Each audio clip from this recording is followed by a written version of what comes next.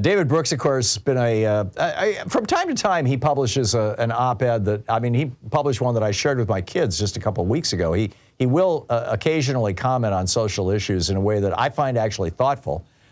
And yet he's been a Republican shill, for years and years and years.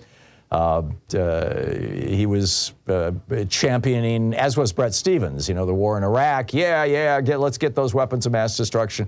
In fact, he didn't even acknowledge that there were weapons of mass destruction, that there weren't weapons of mass destruction in Iraq until about a little more than a decade ago, 13 years ago. And Bret Stephens was, up until very recently, a major climate change denier.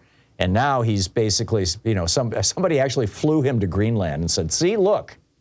And so now he's saying, well, yeah, okay, there's climate change, but so what?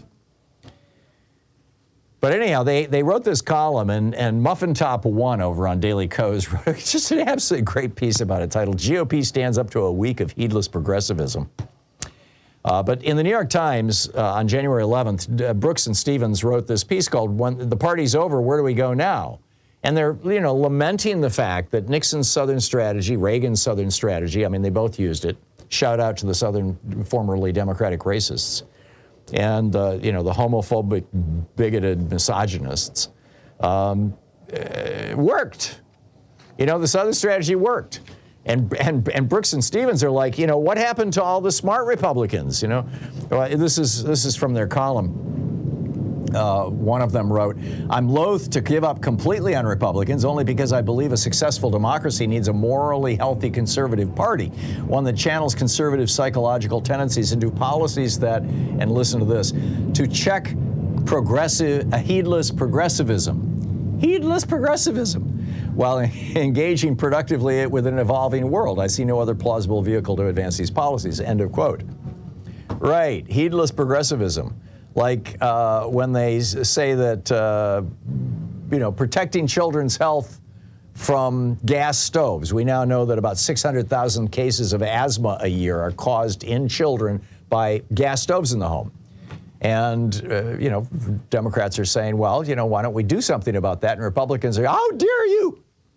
Or on January 13th, when Republicans in Missouri succeeded, Muffin Top writes, in preventing the heedless progressivism of women state legislators who wish to bear their arms. Or January 13th, Muffin Top writes, Tucker Carlson attempts to foment right-wing outrage against the heedless progressivism of M&ms and their package showing only female M&ms. Holy cow. He did a whole op-ed about this, how outraged he was. Where are the male M&ms? January 16th. Well, this was Martin Luther King Day, but hey, legislators in Mississippi and Alabama created a second state holiday on the exact same day to celebrate defeated Confederate traitor General Robert E. Lee.